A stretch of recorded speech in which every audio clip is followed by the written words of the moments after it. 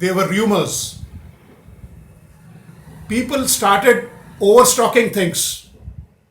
People went for going to the tune of 6x. I mean, I wouldn't mind calling it as hoarding for food items and essential items. So that gave such a surge in the demand and supply market that the entire supply chains got hit. Next. Now, the supply chain shortages and makeup. What we have to think is we have to have faith on our own supply chains, on own flexibility. They have to be resilient. We have to think globally but act locally. And during this pandemic, one thing which I learnt is that it is only the local market which is going to sustain the economy, and it has done. The local kirana stores, the local farmers, they have stood the test of time and they have kept the economy going for the lockdown, which was a big challenge for such a huge population. Then focus on core strength and outsource all activities. You have to focus on the core strengths like payment, audit, freight, and all.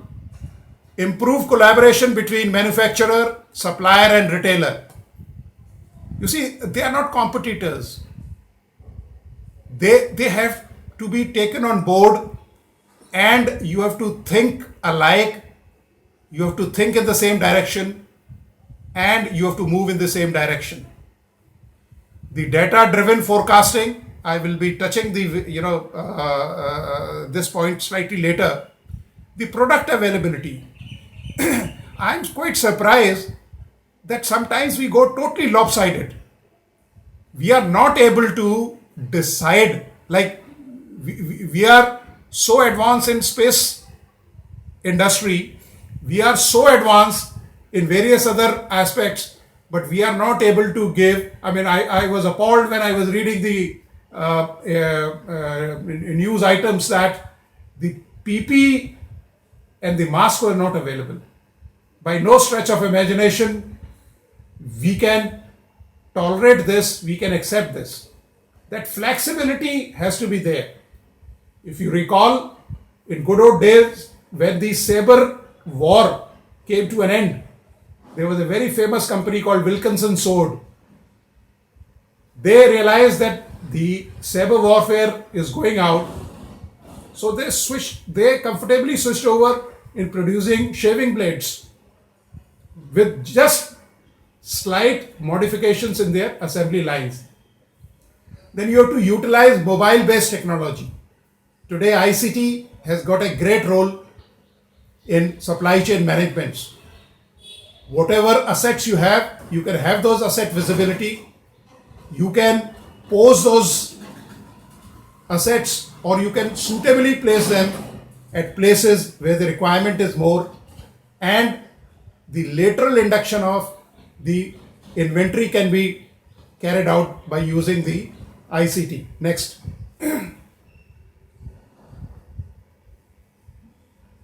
Now, we have to build a responsive supply chain. We have to build a responsive supply chain, utilize source data, social media, identify trends and changes. If you see Kerala floods, the social media was utilized to such an hilt that it was a grand success. We have to improve service levels. One of the problems in India which we find is that we overpromise, underdeliver. Whatever we say, we don't fulfill them. Imposition of inventory to maximum benefits. Multiple channel programs will change expectations of supply chain. We must have that unity and duality in tandem. Next. Now, the bullwhip effect. I will just take your mind to Procter and Gamble. You see, what had happened is they had a very famous product called Pampers. The supply totally went awry. And the reasons were poor demand forecasting, price fluctuations, order batching, and rationing with supply chains.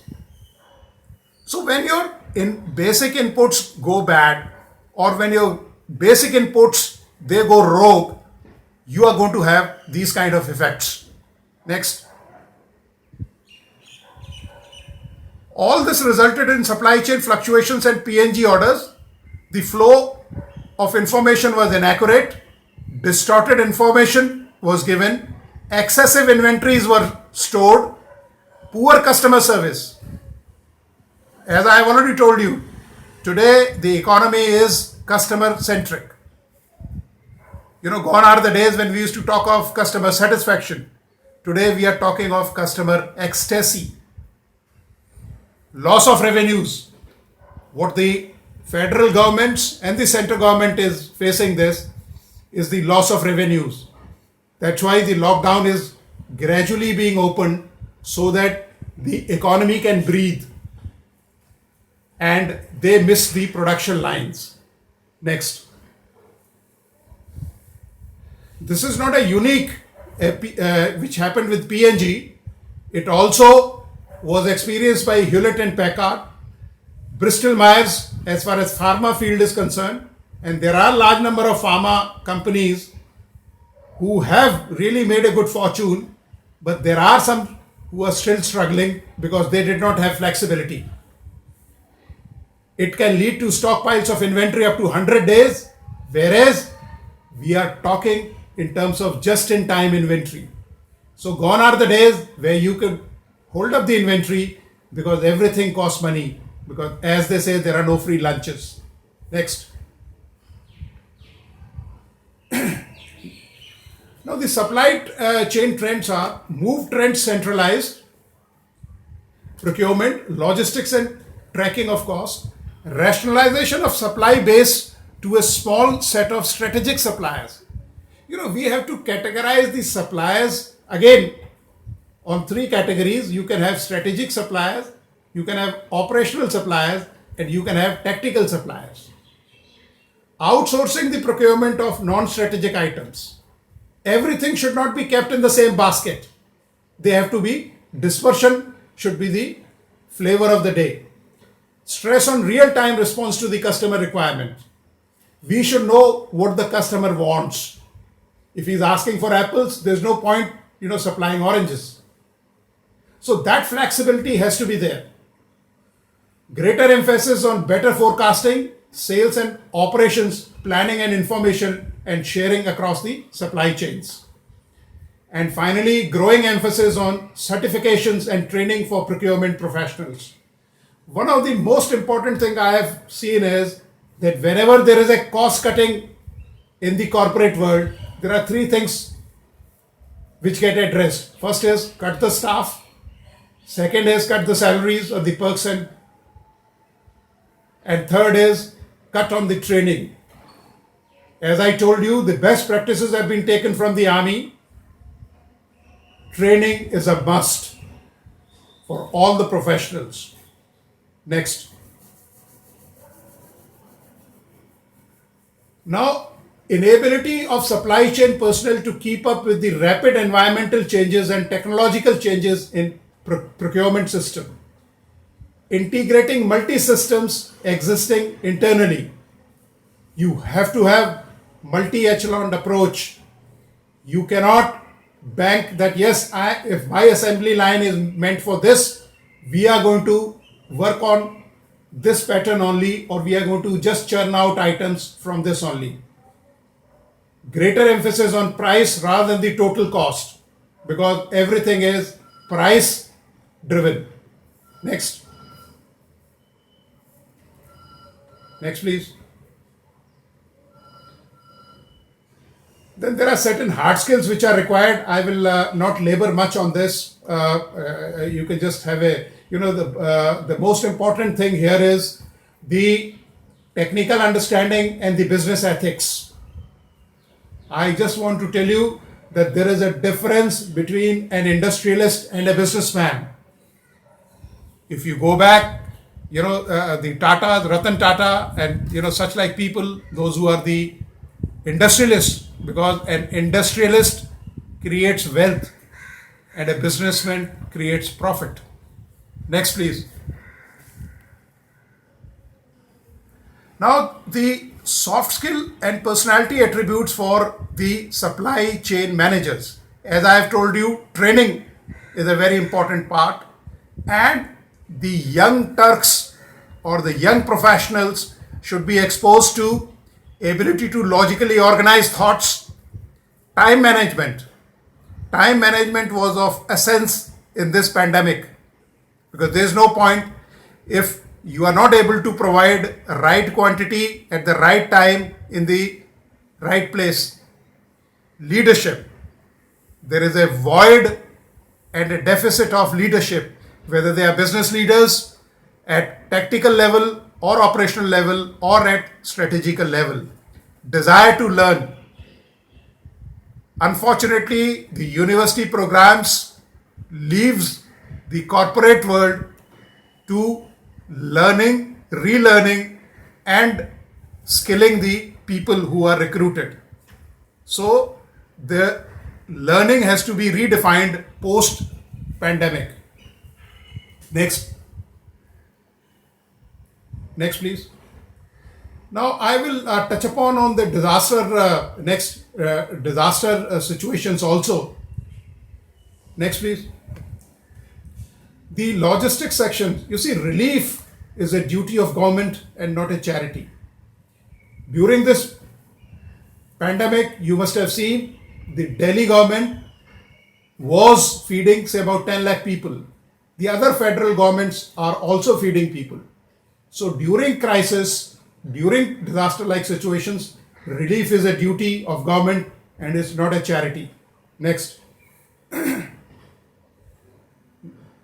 Then the minimum standard of relief are, you see, the compliances must in risk. If you recall, the Paradip port was not allowed to function as it was differently formatted. In this pandemic also, you must have seen that the economy is having a reflection of the Cold War between USA and China. The company like Japan is withdrawing most of the companies from China. They have given a 2.2 billion package for relocating those industries. In Kargil war, the GPS was calibrated, which ensured that we get only 10% hits. So technological driven things can really affect the economies also. Next. Now, minimum standard of relief during this crisis situation and the supply chain links have to be strengthened for these. That is, minimum standard in nutrition, minimum standard in food aid, minimum standard in shelter and site planning, and minimum standard in health services. And minimum standard of water and sanitation requirements, as they say, as per WHO standards, every 500 meter you should have a water point. And awareness training is a must. Next. Next. I will skip this material management. Next. Yeah, now I want to tell you there are some ready reckoners. As far as supply chain management is required, the last mile connectivity is very important. Unfortunately, it has been seen that there is a lot of drum beating which is done, that so and so funds have been released, so and so supplies have been dispatched, but unfortunately they don't reach the right people. I recall when I was in service, I was called by one of the senior officers in Ministry of External Affairs. They told me, Brigadier Saab, there is a flood-like situation in a neighboring country and we have to send some relief. So I said, how many people are there? He said, I am not aware. I said, is there any landing strip there or any airfield which is close by? He was not aware of. I told him, sir, okay, I will find out. So what I want to say is that if you want the supply chain management to be a success story, you have to have these inputs. You have to have these staff checks. You have to have these tables. Like this is one example which I want to give you, that the ready reckoners should be ready. Like when I asked him, "Mereka, how many people are there?" Because I know that a person requires 450 grams of atta or rice. And since the requirement was in Myanmar, there was no point sending atta there. So we calculated. Like this is one which I have made, that a Tata 407, it can take 12 passengers, payload 50 jerry cans and 4 barrels. Lorry can take 40 passengers, 150 jerry cans and 17 barrels. A 10-tonner big truck can take 300 jerry cans, 28 barrels. Why I am giving you these details is because the requirement during relief, the supply chain management mostly consists of water and fuel.